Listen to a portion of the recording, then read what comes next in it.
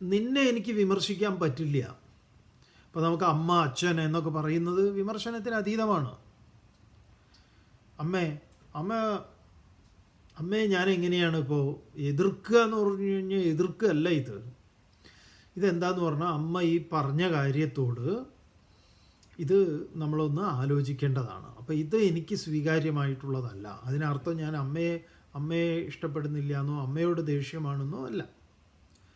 അമ്മ ഈ പറഞ്ഞ ഈ കാര്യത്തോട്, അല്ലെങ്കിൽ ഭാര്യയോടും അതെ, നീ ഭാര്യ എന്നുള്ള നിലയിൽ എനിക്ക് ഒരിക്കലും നിന്നെ തള്ളി പറയാനോ, പ്രത്യേകിച്ച് കുട്ടികളുടെ അമ്മയാണ്, എനിക്ക് ഭർതൃസ്ഥാനം തന്നെ ഒരു പിതാവിൻ്റെ സ്ഥാനം ഉണ്ടാക്കി തന്ന ആളാണ്. അപ്പോൾ ഒരുപാട് കാര്യങ്ങളെ കൊണ്ട് എനിക്ക് വിമർശിക്കാൻ സാധ്യമല്ല. പക്ഷേ നിൻ്റെ ഈ പ്രവൃത്തിയെ ഞാൻ വിമർശിക്കുന്നു. അപ്പോൾ ആ പ്രവൃത്തിയെ മാത്രം നമുക്ക് എടുക്കാം. അല്ല, അങ്ങനെയാണ്. നമുക്ക് ഇഷ്ടമില്ലാത്ത ചില പ്രവൃത്തികൾ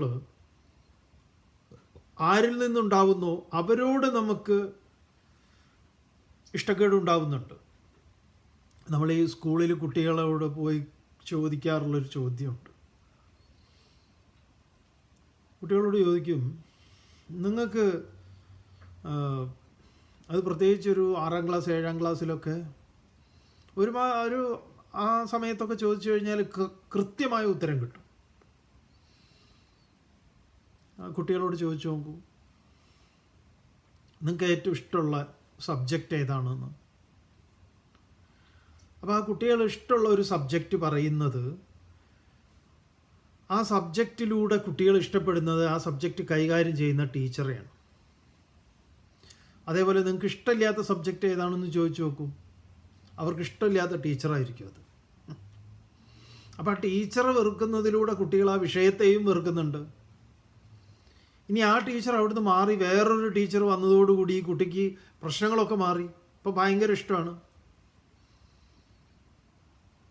അപ്പോൾ ആ കൈകാര്യം ചെയ്യുന്നവരും ആയിട്ട് ചേർന്ന് നിൽക്കുന്നു എന്നുള്ളതിൻ്റെ ഏറ്റവും വലിയ ഉത്തമമായ തെളിവാണ്. ഇതുപോലെയാണ് നമുക്ക് ഇഷ്ടമില്ലാത്ത ചില കാര്യങ്ങൾ ആരാണോ ചെയ്യുന്നത്, അത് ഭാര്യയാകാം, ഭർത്താവാകാം, ആരും ആവാം.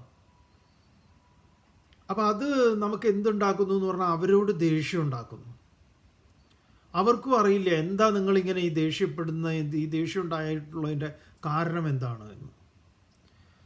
അതുകൊണ്ടാണ് ഈ പ്രവൃത്തിയെ നമുക്ക് വിമർശിക്കാം, വ്യക്തിയെ വിമർശിച്ചുകൂടാ എന്ന് പറയുന്നത്.